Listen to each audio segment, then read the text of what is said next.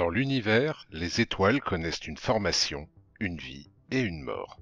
Mais cette mort dépend de la masse de chaque étoile et peut prendre des formes très diverses. Certaines terminent en explosion cataclysmique, tandis que d'autres deviennent des étoiles à neutrons, des naines blanches, ou donnent naissance à l'objet le plus fascinant qui soit, le trou noir.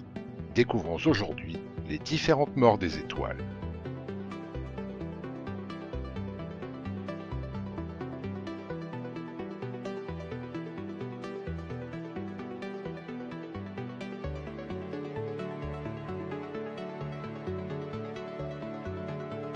Le processus de mort d'une étoile commence quand celle-ci a épuisé son carburant. Les réactions de fusion nucléaire ne pouvant plus compenser la gravité, une série d'événements spectaculaires se produisent, dépendant de la masse de l'étoile concernée. Ainsi, pour les étoiles de masse moyenne, semblables à notre Soleil, cela commence par l'expulsion de leurs couches externes. Je vous renvoie dès lors à notre épisode sur les nébuleuses planétaires.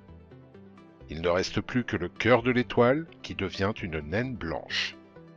Dans le cas de notre Soleil, il passera de sa taille actuelle à celle de la Terre, tout en conservant une masse phénoménale. Ainsi, plus une naine blanche est massive, plus petite est sa taille. Si elle ne s'effondre pas totalement sur elle-même, c'est grâce à la pression exercée par des électrons bougeant à grande vitesse en leur cœur. Ces étoiles vont se refroidir peu à peu et disparaître dans les ténèbres de l'espace, astres morts, errants pour le temps restant à l'univers. Si une naine blanche se forme dans un système binaire, et ce sera le thème de notre prochain épisode, ou multiple, donc avec plus de 2 étoiles, elle va absorber une partie de la matière de ses voisines du fait de sa forte gravité, et lorsqu'elle aura accumulé assez d'hydrogène à sa surface, une explosion nucléaire surviendra, rendant l'étoile très brillante et expulsant à nouveau de la matière. Ce processus peut se produire à de multiples reprises en quelques jours seulement. On appelle ce phénomène une nova.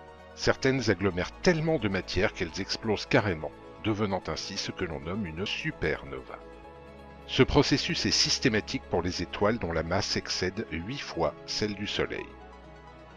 Les supernovas diffèrent des novas car dans le cas d'une nova, c'est la surface de l'étoile qui explose, alors que pour les supernovas, le cœur de l'étoile s'effondre puis explose.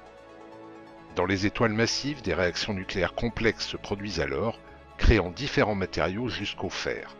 Une fois ce stade atteint, l'étoile ne peut plus lutter contre sa gravité et son cœur de fer s'effondre alors. En quelques secondes, l'étoile se contracte jusqu'à ne plus mesurer qu'une dizaine de kilomètres de diamètre et sa température atteint les 100 milliards de degrés. Les couches extérieures se contractent également puis rebondissent soudainement, libérant une quantité d'énergie inimaginable.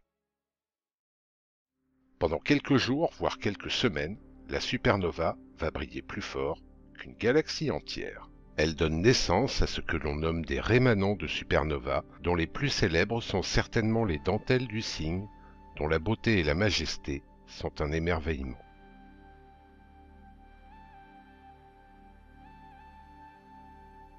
On estime que dans la Voie lactée, une supernova explose environ tous les 100 ans.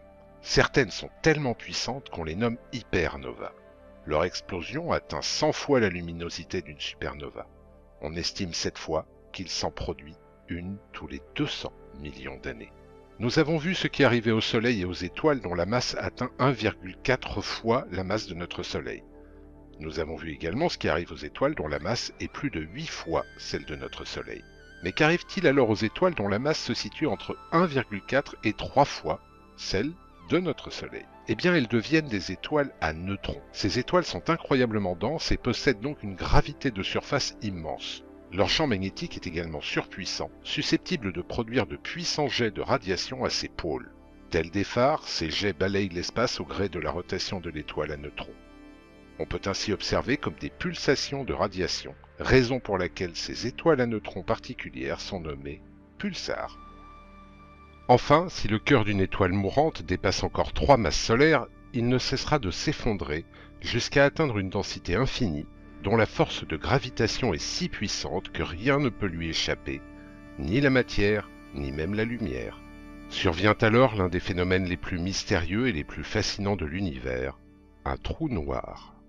Impossible à photographier par nature, il possède un disque d'accrétion immense échauffé à des températures non moins immenses. Et ce disque, lui, peut être photographié et a été photographié pour la première fois en 2019 au centre de la galaxie Messier 87 par l'Event Horizon Telescope. Quant aux plus petites étoiles, les naines rouges, elles brûlent leur carburant si lentement qu'aucune n'a encore atteint la fin de sa vie, qui pourrait durer plusieurs centaines de milliards d'années, soit bien plus que l'âge actuel de notre univers. Nous sommes loin, très loin, d'avoir encore tout vu. Lors de notre prochain épisode, nous découvrirons que notre système à un seul soleil est une exception dans l'univers. Nous nous intéresserons donc aux étoiles binaires.